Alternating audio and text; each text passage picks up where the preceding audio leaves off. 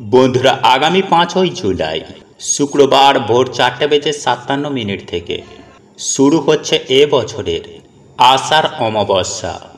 এই অমাবস্যা চলবে আগামী 6ই জুলাই শনিবার ভোর 4:26 পর্যন্ত। বন্ধুরা, এই অমাবস্যা তিথি চলাকালীন আপনারা যাই খান, এই 5টি খাবার ভুলেও মুখে তুলবেন না, এবং এই দিনে আপনারা ভুল করেও এই 6টি কাজ একদম করবেন না, নইলে নিজেরাই কিন্তু বন্ধুরা আপনারা আপনাদের জীবনে তথা আপনাদের পরিবারে আপনারা নিজেরাই দুর্ভাগ্যকে ডেকে আনবেন। ফলে সারা বছর আপনারা বিভিন্ন রকম সমস্যায় পড়তে পারেন। বন্ধুরা, এই অমাবস্যার দিন স্বর্গ ও নরকের দরজা কিছুক্ষণের জন্য খুলে যায়, মানে এই মর্তলোকে শুভ এবং অশুভ শক্তির আগমন একসাথে হয়।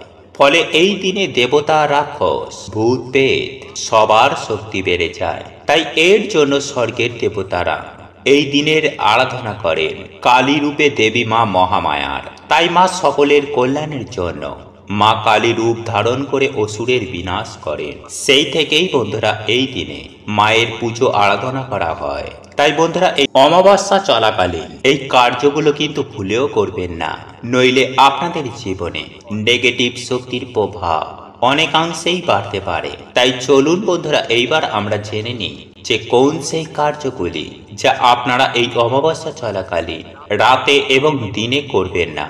বন্ধুরা, আমাদের ভারতীয় সংস্কৃতিতে এই অমাবস্যাকে নিয়ে অনেক রকম নিয়ম রয়েছে, যার মধ্যে কিছু নিয়ম আমাদের অন্তত অবশ্যই মানা উচিত। যেমন গরুর পুরাণ অনুসারে এই দিনে কিছু কাজ আমাদের একদমই করতে নেই। 90% মানুষ এই ভুল কাজ করে নিজের ও পরিবারের চরম সর্বনাশকে ডেকে আনে। হ্যাঁ বন্ধুরা, আপনারা একেবারে ঠিকই শুনছেন। তাই বন্ধুরা, অতি অবশ্যই চেষ্টা করুন এই সমস্ত কাজগুলি এই দীপাবলি কালী পুজোর রাতে অতি অবশ্যই পরিহার করতে।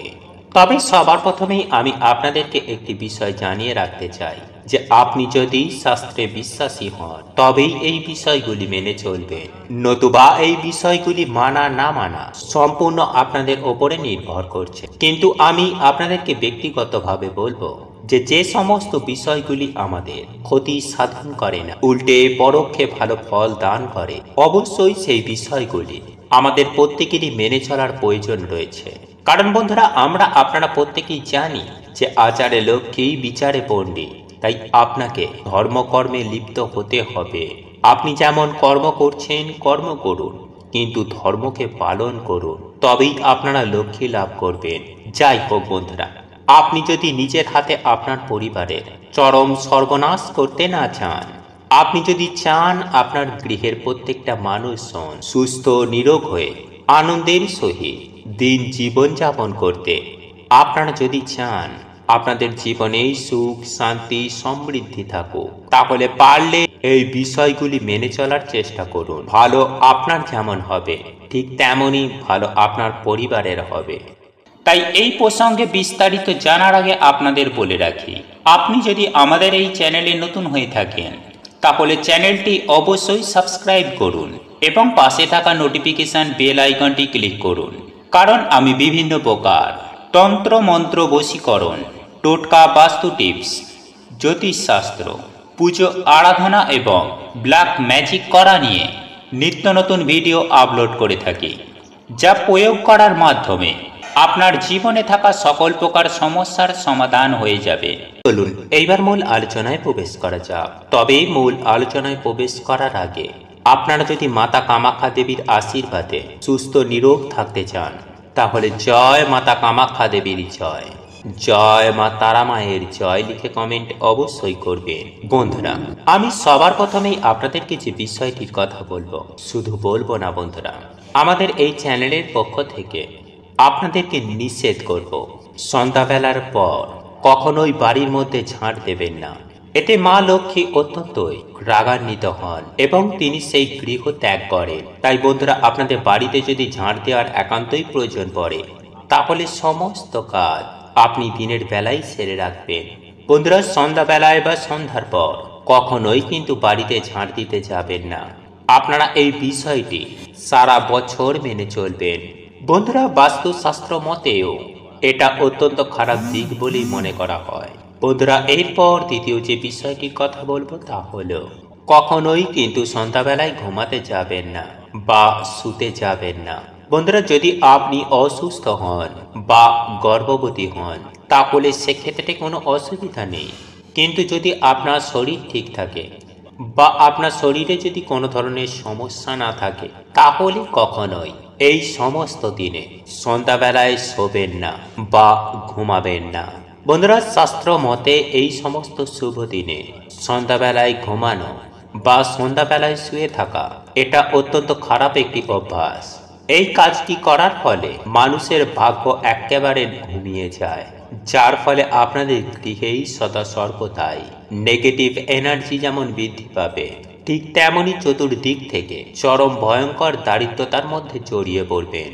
বন্ধুরা, এরপর তৃতীয় যে বিষয়টির কথা আপনাদেরকে জানিয়ে দেব সেটি ভুলেও কখনো করতে যাবেন না, আর তা হলো বন্ধুরা, এর অমাবস্যার রাতে এমন কোনো স্থানে যাবেন না, বিশেষ করে সন্ধ্যাবেলায়, রাতের বেলায়, এই সমস্ত দিনে যেখানে যেখানে বেশ কয়েকটি রাস্তার মিলন হতে পারে, সেটি 3 মাথার রাস্তা নতুবা 4 মাথার রাস্তা।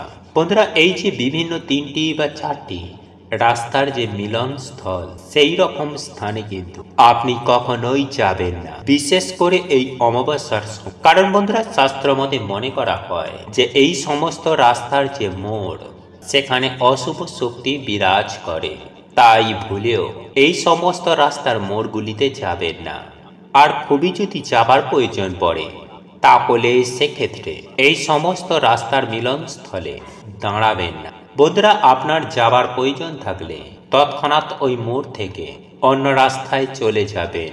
বন্ধুরা, রাস্তার সংযোগস্থলের মোড়ে কখনোই দাঁড়ানোর চেষ্টা করবেন না। বন্ধুরা, এরপর পঞ্চম যে বিষয়টির কথা বলবো তা হলো সন্ধ্যার পর থেকে আপনি কখনোই কোনো শ্মশান বা কোনো কবরস্থান কিংবা নোংরা অপরিষ্কার পরিচ্ছন্ন স্থানে কিংবা নির্জন কোনো ফাঁকা স্থানে কখনোই একা একা যাবেন না। কারণ বন্ধুরা, এই সমস্ত জায়গায় এই সময়ে যাওয়া শাস্ত্র মতে অত্যন্ত খারাপ বলেই বিবেচিত করা হয়। কারণ এই অমাবস্যা তিথি চলাকালীন আপনারা যদি এই সমস্ত জায়গায় যান তাহলে আপনার ওপরে অত্যন্ত খারাপ একটা প্রভাব বিস্তার করবে, যার ফলে আপনারা নিত্য রোগ ব্যাধিতে ভুগতে পারেন কিংবা চতুর্দিক থেকে বিভিন্ন সমস্যায় জড়িয়ে পড়তে পারেন। বন্ধুরা, এরপর আমি যে বিষয়টি আপনাদেরকে বলবো তা হলো সন্ধ্যাবেলার পর থেকে কখনোই কিন্তু আপনি আপনার বাড়ির তুলসী গাছ বা তুলসী গাছের পাতা কিংবা তুলসী গাছের গোড়া কখনোই কিন্তু ভুল করেও আপনারা স্পর্শ করবেন না। বন্ধুরা, সন্ধ্যাবেলায় তুলসী মন্দিরে তুলসী দেবীকে জল দেবার পর আপনি কিন্তু ভুলেও তুলসী পাতা বা তুলসী গাছ ভুলেও স্পর্শ করবেন না। কারণ শাস্ত্র মতে এই সময় সন্ধ্যার পর, বিশেষ করে রাত্রে তুলসী পাতা স্পর্শ করা অত্যন্ত অশুভ বলে মনে করা হয়। বন্ধুরা, এরপর সপ্তম যে বিষয়টির কথা বলবো, এই বিষয়টি আপনারা অতি অবশ্যই খেয়াল রাখবেন। বন্ধুরা, আমরা সাধারণত অমাবস্যা চলাকালীন দেবী শক্তির আরাধনা করি, অর্থাৎ দেবী শক্তির বা মায়ের আরাধনা করে থাকি, যে কারণে কখনো কোনো পরিস্থিতিতে কোনো মহিলাকে আঘাত দিয়ে কথা বলবেন না। হ্যাঁ বন্ধুরা, কোনো মহিলাকে আঘাত করবেন না, অপমান করবেন না। বন্ধুরা, কোনো মহিলার চোখের জল যাতে না পড়ে সেই দিকটা অতি অবশ্যই খেয়াল রাখবেন। আর যদি আপনি এই সমস্ত কিছু না করেন তাহলে আপনি সুনিশ্চিতভাবে ধরে রাখুন আপনার গৃহে মা লক্ষ্মী কখনোই অবস্থান করবেন না। সদা সর্বদাই দুর্ভাগ্য, দারিদ্রতা আপনার গৃহে বিরাজ করবে। তাই বন্ধুরা, অবশ্যই চেষ্টা করুন এই সব দিনে কখনো নিজের গৃহে বা কোনো পরিবারের কোনো সদস্যর সঙ্গে ঝগড়া, বিবাদ, কলহ এই ধরনের কর্মকাণ্ড ভুলেও আপনারা কখনো করবেন না। এবং বিশেষ করে বাড়ির যারা মহিলারা সদস্যরা রয়েছেন তাদেরকে কখনোই কিন্তু অপমান করতে যাবেন না। বন্ধুরা, অষ্টম যে বিষয়টি আপনাদেরকে বলবো তা হলো সেটি বাড়ির মা, বোন ও দিদিদের উদ্দেশ্যে, আর তা হলো বাড়ির যারা মা, বোন, দিদিরা রয়েছেন তারা ঘুমাতে যাবার আগে ভুল করেও কিন্তু খোলা চুল রেখে ঘুমাতে যাবেন। বন্ধুরা, চুল খোলা রেখে ঘুমালে বাড়িতে অত্যন্ত অমঙ্গল হতে পারে, বিশেষ করে আপনার এবং আপনার পরিবারে যদি কোনো বাচ্চা সন্তান থেকে থাকে তারও অমঙ্গল হতে পারে। তাই এই কাজটি কখনোই ভুল করেও করতে যাবেন না। বন্ধুরা, এরপর নবম যে বিষয়টির কথা বলবো তা হল রাতে ঘুমাতে যাওয়ার আগে আপনার রান্নাঘরে যে এঁঠো বাসনপত্র রয়েছে তা অতি অবশ্যই পরিষ্কার পরিচ্ছন্ন করে রাখুন। পরের দিনের জন্য এটা ফেলে রাখবেন না, কারণ এতেও কিন্তু অলক্ষ্মীর আগমন ঘটে। তাই এই কয়েকটি দিন অন্ততপক্ষে চেষ্টা করুন রান্নাঘরের এঁঠো বাসনপত্র পরিষ্কার পরিচ্ছন্ন করে রাখার। এবং বন্ধুরা, দশম যে বিষয়টি আপনাদেরকে জানিয়ে দেব সেটি হল ঘুমাতে যাবার আগে কখনোই কিন্তু পারফিউম বা সেন্ট জাতীয় কোনো দ্রব্য গায়ে মেখে ঘুমাতে যাবেন না। হ্যাঁ বন্ধুরা, আপনারা একেবারে ঠিকই শুনছেন। রাতে ঘুমাতে যাবার আগে আপনারা যদি পারফিউম বা সেন্ট জাতীয় দ্রব্য গায়ে মাখেন তাহলে সেটি অত্যন্ত খারাপ বলেই শাস্ত্রে মনে করা হয়, কারণ ওই গন্ধ অশুভ শক্তিকে আকৃষ্ট করে। তাই ঘুমাতে যাবার আগে জল দিয়ে মুখ হাত পা ধুয়ে নিন, দরকার পড়লে আপনি স্নান করে নিন, কিন্তু কখনোই সেন্ট বা পারফিউম জাতীয় কোনো দ্রব্য ব্যবহার করতে যাবেন না। এবং বন্ধুরা, সর্বশেষ আমি আপনাদেরকে যে বিষয়টির কথা যে এই কয়েকটা দিন সন্ধ্যা বেলায় এবং রাতের বেলায় আপনার নখ চুল কখনোই কিন্তু কাটবেন না। এমনিও বন্ধুরা, আমাদের শাস্ত্র বলে যে কখনো সন্ধ্যা বেলায় নখ চুল কাটতে নেই, বিশেষ করে অমাবস্যা তিথিতে তো কখনোই কাটবেন না। চলুন এইবার আমরা জেনে নিই এই দিনে আপনারা কি কি খাবার খাবেন না। তাই বন্ধুরা, এই অমাবস্যা চলাকালীন আপনারা বিশেষ করে রাতে কোনো রকমের মাছ, মাংস, ডিম, নেশা ভাং, পেঁয়াজ, রসুন এবং কোনো ধরনের পোড়া খাবার বা দই খাবেন না। এছাড়াও বন্ধুরা, এই রাতে আপনারা বাইরে থেকে খাবার কিনে এনে বাড়িতে না খাওয়াই ভালো, বিশেষ করে দুধ, মিষ্টি বা কোনো আমিষ খাবার, কারণ এই দিনে বন্ধুরা নেগেটিভ এনার্জির পরিমাণ বৃদ্ধি পায়। তাই এই সব খাবার এই দিনে না খাওয়াই ভালো। এছাড়াও বন্ধুরা, প্রত্যেক অমাবস্যা, পূর্ণিমা বা গ্রহণের দিনে বন্ধুরা আমাদের শরীরে বিভিন্ন রকমের পরিবর্তন আসে, কারণ আমাদের শরীরে বন্ধুরা চন্দ্র সূর্যের প্রভাব সবার আগে আসে। তাই এই রাতে বন্ধুরা আপনারা ভাত, দই, বিউলির ডাল, কচু, কোন রকমের নেশা ভাং বা আমিষ খাবার কিন্তু আপনারা যতটা পারবেন কম খাবেন। এতে বন্ধুরা বিজ্ঞান অনুসার এবং আমাদের শাস্ত্র অনুসার সারা বছর আপনারা ভালো থাকবেন, সুস্থ থাকবেন। হরে কৃষ্ণ, ওম নমঃ শিবায়।